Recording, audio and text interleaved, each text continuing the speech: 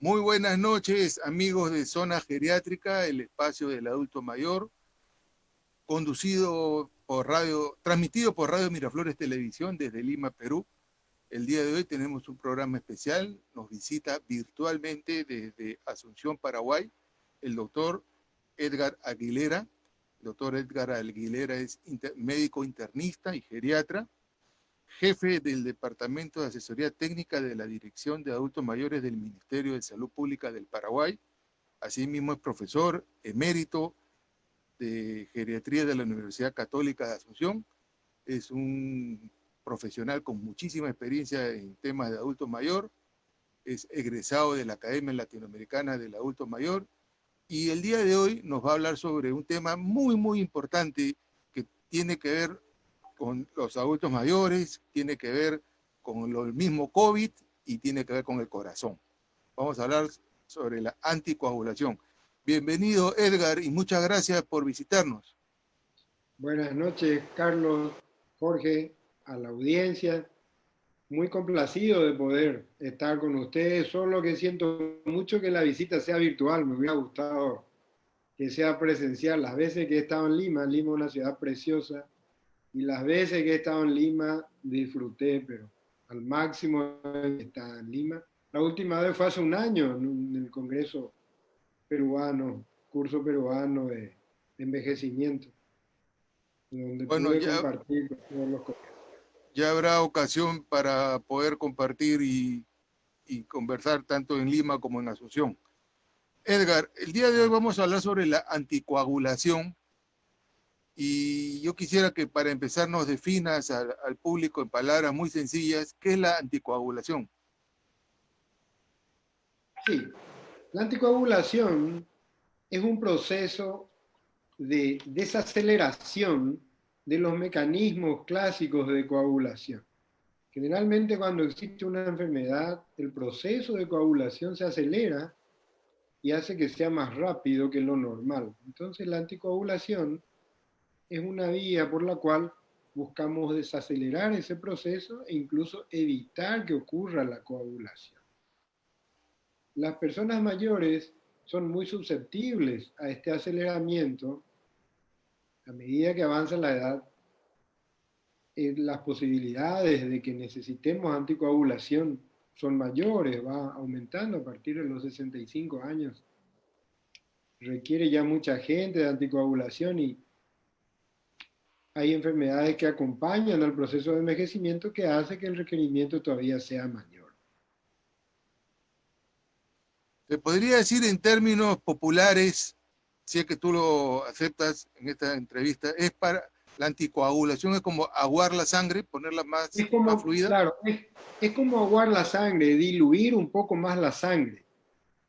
Y que generalmente en la edad adulta mayor, en primer lugar, consumimos poco líquido, poca agua, entonces la sangre es más viscosa, es más lenta en circular y la anticoagulación entonces en ese caso se hace necesaria porque fácilmente agregado a otros problemas que tiene una persona mayor, los ateromas, los problemas de colesterol, las placas de colesterol que se depositan en las arterias hacen que se enlentezca más la circulación y con la sangre muy viscosa y muy lenta en la circulación, entonces necesitamos aguar la sangre, necesitamos diluir más, necesitamos que eso sea más blando y que pueda circular con mayor facilidad, que no tenga posibilidades de tener un freno, de tener un stop en algún lugar, en alguna arteria y empezar el proceso de coagulación, llegar a lo que se llama trombosis, embolia. Mucha gente confunde, sobre, no a nivel médico, sino a nivel popular, lo que es la anticoagulación de lo que es la antiagregación plaquetaria, que son dos cosas diferentes, pero que la gente lo confunde. ¿Tú no puedes aclarar cuál es la diferencia entre uno y otro? Sí, la anticoagulación es directamente inhibir los factores de la coagulación. Inhibir los factores de la coagulación mediante medicamentos que son anticoagulantes que inhiben ese proceso. Y la antiagregación plaquetaria es evitar que las plaquetas se vayan apilando y vayan bloqueando el paso de la sangre, el paso de la circulación a través de una arteria o de una vena. Por eso se llama antiagregante. Evitar que se vayan apilando, se vayan agregando, se vayan juntando. O En sea que general, sí, estamos hablando de dos cosas diferentes, la dos cosas muy anticoagulación diferentes. y la antiagregación plaquetaria, Sí, porque la antiagregación plaquetaria la controlamos con la aspirina. la controlamos con la aspirina, el clopidogrel, son drogas muy sencillas, muy baratas, sobre todo la aspirina es una droga antigua y muy económica que nos da muchos beneficios para la antiagregación plaquetaria. Entonces, ¿cuándo a un paciente le damos anticoagulantes y cuándo a un paciente le damos antiagregantes plaquetarios? Anticoagulantes, bueno, tradicionalmente siempre hablar de anticoagulación para personas mayores era un tabú, era decir, no, esto es un peligro, esa persona tiene 75, 80 años, ya no puede ser anticoagulado por su edad. Pero eso es algo que hay que desterrar. La edad, solo por metiendo solamente la edad para decidir si uno anticoagula o no una persona es algo muy errado.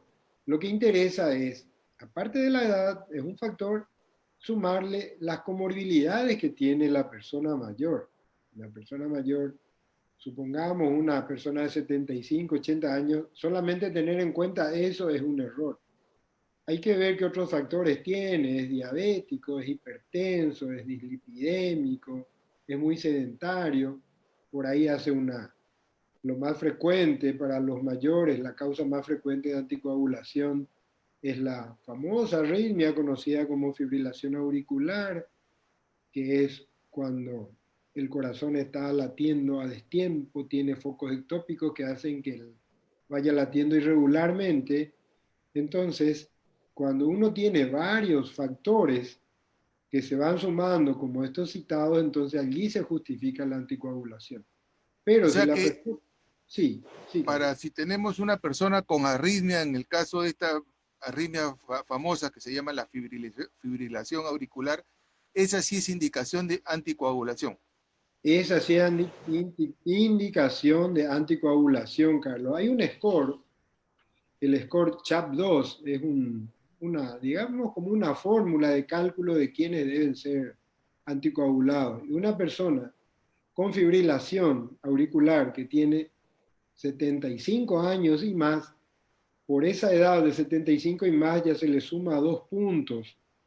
Y una comorbilidad más, o es diabético, es hipertenso, es dislipidémico, son 3 puntos, eso es indicación absoluta de anticoagulación.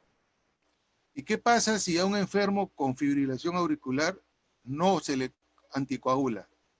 En caso de que una persona con fibrilación auricular no se anticoagule, el riesgo de que desarrolle un accidente cerebrovascular, de que desarrolle un tromboembolismo pulmonar, etcétera, es muy elevado. O sea, miren, escuchen lo que nos está diciendo el doctor Aguilera. Una persona con fibrilación auricular tiene el riesgo de disparar un émbolo y hacer un accidente cerebrovascular, conocido como un derrame cerebral o también una embolia pulmonar, que eso también es otra enfermedad grave. Y, y entonces hay que anticoagular. Hay que ¿Qué anticoagular. anticoagulante tenemos como remedio en el mercado? Bueno, la historia de la anticoagulación ya es muy antigua, lleva como 100 años, desde en el año 1916 apareció la heparina, descubierta por este investigador Jack McLean. En el año 40, 1940, apareció el dicumarol y ya se autorizó su uso en seres humanos. A partir del año 1955, la warfarina, que es la que es muy usada, y generalmente cada anticoagulante tiene sus particularidades. Los antagonistas de la vitamina K clásico, la diparina, la warfarina, la cenocumarol, hasta hoy han demostrado ser superiores a todo y muy útiles, solamente que requieren mucho control.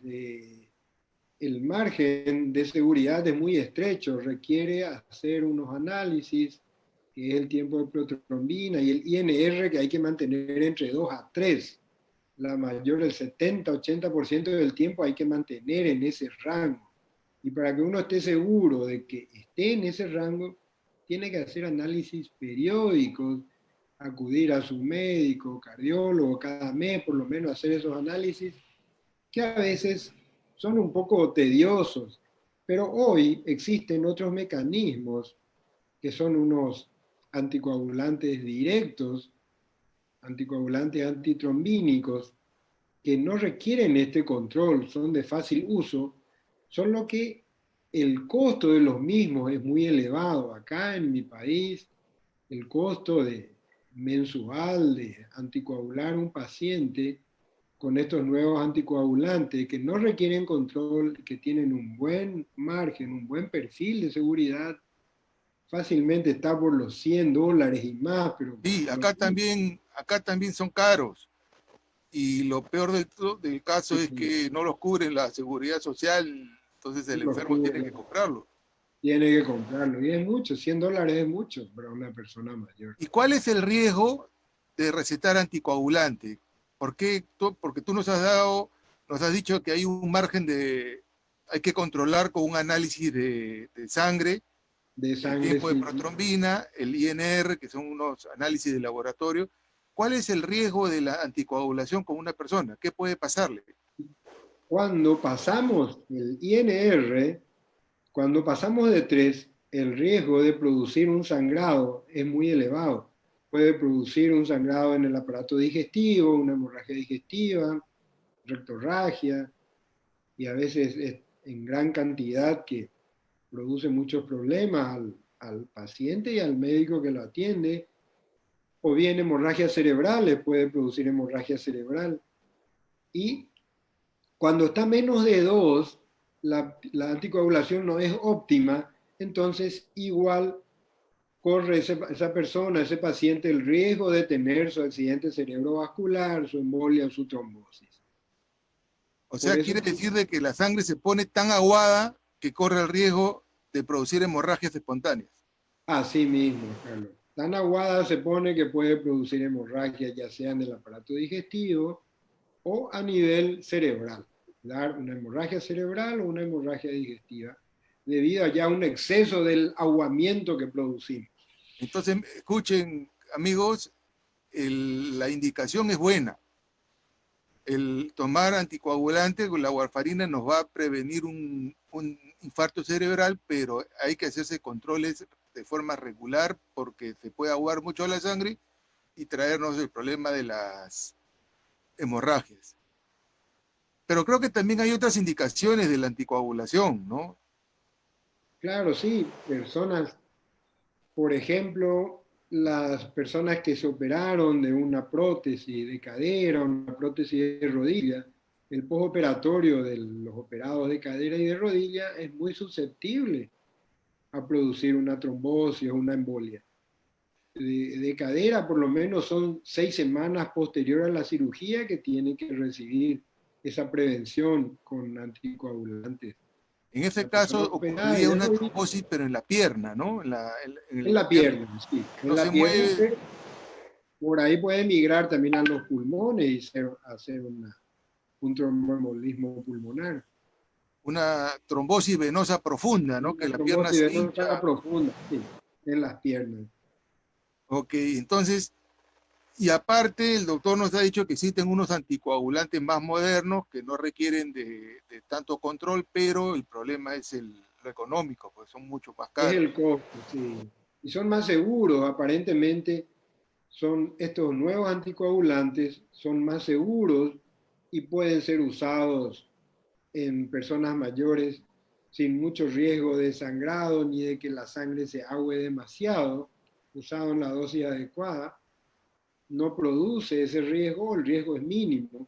Y según los estudios existentes, comparan con la clásica warfarina, que siempre es la madre de la anticoagulación. Y estos nuevos anticoagulantes han demostrado ser tan eficaces e incluso superiores a la warfarina.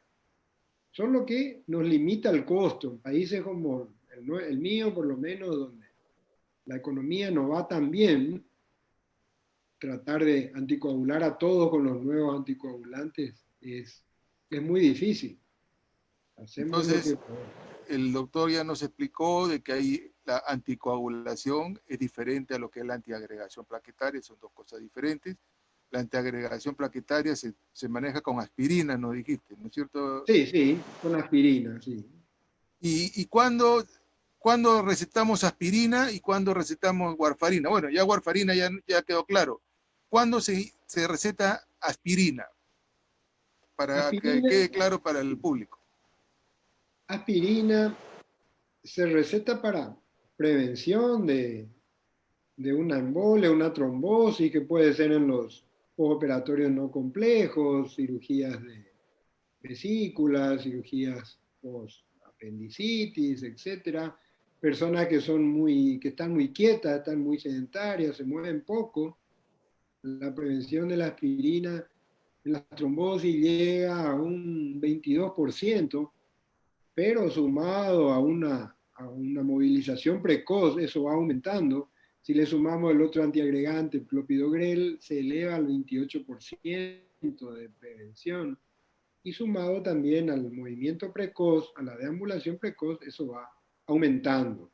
Y pacientes que, por ejemplo, son dislipidémicos, permanentemente tienen su colesterol, sus triglicéridos muy elevados, se cuidan poco, están sobrepasados en peso, pero no tienen arritmias, no hicieron todavía ningún evento, ni isquemia cerebral, ni hemorragia. Entonces, como una prevención primaria para que no lleguen a tener trombosis ni embolia, uno solo con aspirina puede realizar esa prevención y esa antiagregación plaquetaria.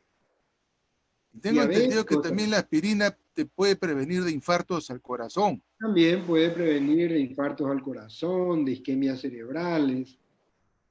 Los pacientes que son diabéticos, con sobrepeso, que se cuidan poco, también deben de tomar su aspirina. Casi todo paciente diabético, generalmente el paciente diabético es un paciente un poco, le llamamos acá nosotros cabezudo, que es inquieto, que cumple poco las medidas dietéticas y mantiene casi siempre elevado su nivel de glicemia, que ya va favoreciendo que suba también los triglicéridos, que suba el colesterol. Entonces, en ellos indicamos la aspirina para prevenirle un infarto agudo de miocardio, una isquemia cerebral.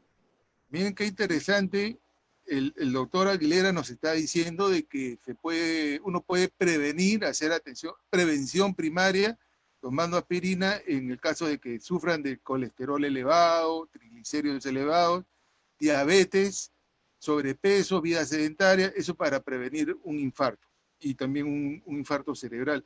Un infarto cerebral. Pero yo lo que veo también, y yo quisiera que dejes un mensaje claro, porque hoy en día hasta en la televisión hay propaganda para tomar aspirina, como si fuera Sí, a comprar un caramelo. Y así tampoco es. es, tampoco Tampoco es así. es así, porque el doctor nos ha dado unas indicaciones precisas, pero no es que uno tenga más de 40, 50 años y dice voy a empezar a prevenir todo y lo compro en la farmacia, como se está haciendo ahora en Lima, no sé cómo será en Paraguay, Y pero también, hay publicidad que dice toma aspirina para prevenir un infarto, pero sin indicación médica. ¿Qué opina de eso, Edgar? no, mira Carlos, yo creo que eso es también errado, es más bien para favorecer la venta y el comercio de la aspirina que hacen esa propaganda. Por ejemplo, una persona de 40, 45 años que tiene un peso adecuado, un peso normal, un peso ideal, hace actividad física, deportes, esa persona no necesita tomar ninguna aspirina. Ahora, si tiene 40, 45 años, está con sobrepeso, está obeso y ya tiene algunas patologías debido a eso, ya tiene su colesterol, su triglicéridos altos, su glicemia mal controlada, y se mueve poco, entonces esa persona sí debe recibir, pero no porque vio en la tele nomás una propaganda, tome una aspirina y prevenga esto, más bien le va a hacer daño, porque sabemos que la aspirina es un medicamento muy gastrotóxico también, que puede producir gastritis, puede producir úlceras, hasta sangrados digestivos puede producir si uno toma solo por tomar. Entonces, siempre la indicación debe estar guiada y controlada por un médico, nunca debe ser producto de la publicidad. Miren qué importante, ¿ah? El tomar aspirina de forma irracional, automedicada, puede Sí, traer problemas de gastritis, de úlcera gástrica, y las úlceras gástricas terminan en hemorragia digestiva, en que hemorragia son digestiva. cosas serias, eso no es nada sencillo. Edgar, ahora que estamos en época de pandemia, bueno, pandemia mundial es repetir, estamos en época de pandemia, se ha visto que al final lo que mataba no era la neumonía, sino era un proceso de hipercoagulación. Sí, Y que uno de los remedios, y es por eso el tema de la que te he molestado y te he invitado para conversar sobre la anticoagulación, es recetar anticoagulantes. ¿Qué comentario nos dejas con respecto a esta hipercoagulación y los anticoagulantes en el COVID? sí, generalmente acá nos estamos manejando así, si el paciente, la persona con COVID está estable, no hace complicaciones, le hacemos sus controles radiográficos, tiene un pulmón todavía limpio, no tiene los famosos parcheados, infiltrados, la imagen en vidrio esmerilado, entonces solamente le manejamos con aspirina, una aspirina de 125 miligramos diarios, pero si vemos el parcheado en los pulmones, bilateral, en la imagen en vidrio esmerilado, entonces allí indicamos para iniciar, mientras está internado, mientras está ingresado en el hospital, usamos la heparina de bajo peso molecular, que también es un anticoagulante muy noble, solo que también el problema es el costo. Tiene que usar una ampolla de 60 miligramos cada 12 horas, a veces más, si es que es muy obeso, y allí el costo se va duplicando y va aumentando. Pero es lo más seguro, tiene un margen de seguridad muy bueno, las heparinas, las llamadas heparina de bajo peso molecular. Y al ir de alta, generalmente tratamos de enviarlo de alta con uno de estos nuevos anticoagulantes, por lo menos hasta que veamos que la imagen radiográfica, que los controles laboratoriales, el seguimiento a través del dímero D, que es el que es el índice por el cual seguimos a estos pacientes hasta que vaya normalizando el dímero D, la ferritina, le seguimos, le damos los nuevos anticoagulantes.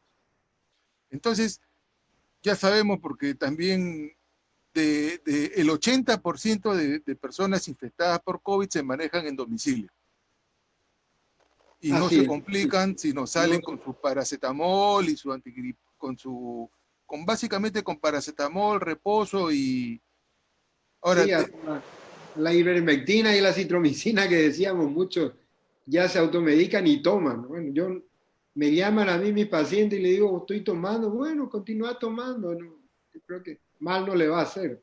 bueno, la ivermectina es un Es antiparasitario. En todo antiparasitario, caso, le matará algún le parásito. matará a los parásitos, por lo menos no van a tener parásitos. Claro, porque bueno, ya justo comentábamos, ¿no?, del escándalo que ha habido a propósito de un trabajo de investigación donde le ha costado el puesto a la gerenta del Instituto de Investigaciones, pero ya más que nada por un tema político que por un problema técnico. Pero el doctor ha sido bien claro, si los pacientes que están en ese 20% se hospitalizan, existe un anticoagulante que se llama enoxaparina o heparina de bajo peso molecular, en el que se le administra, pero en el hospital. Ojo, no es para ponerse uno en No casa, es, claro, sí. porque la gente también escucha y entiende mal o Y entiende lo que quiere. entiende Entonces, mal y va y se autocoloca ahí, compran y va a se decir, el ponen. doctor Aguilera dijo que me ponga enoxaparina.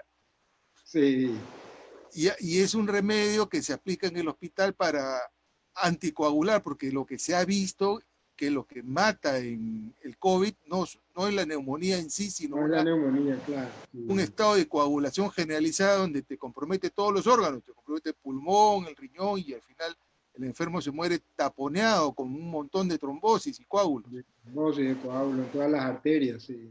Todas las arterias. Entonces, sí está demostrado el uso de anticoagulante en el COVID, pero a nivel hospitalario. Pero también el doctor ha dicho, y estoy de acuerdo con él, que al alta debe continuar unos días más el anticoagulante, pero como no se puede inyectar, ya puede tomar vía oral. Puede tomar vía oral, puede tomar el tiempo necesario vía oral ya en la casa. Y no requiere control, no es que tiene que hacerse un análisis para ver si va a tomar un comprimido, dos comprimidos, uno y medio, etcétera. Ya no tiene ese estrés de estar controlando y cambiando la dosis.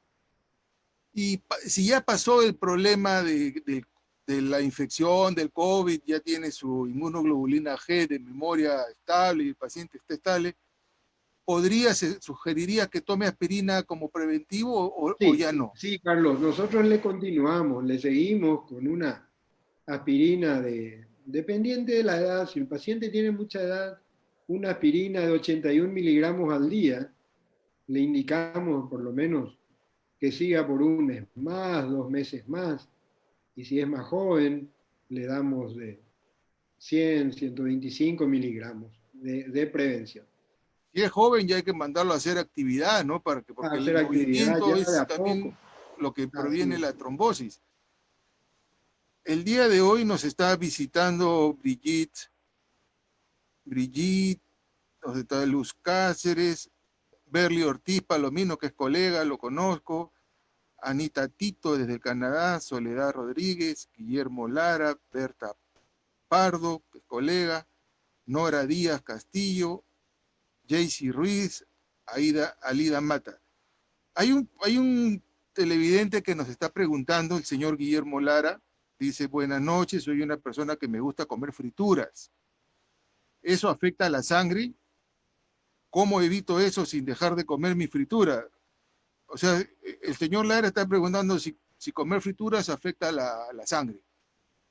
afecta, realmente afecta, sobre todo si uno es sedentario. Las frituras tienen un alto contenido en grasa saturada, que es la grasa que más se deposita en las arterias y es la que más tapona las arterias.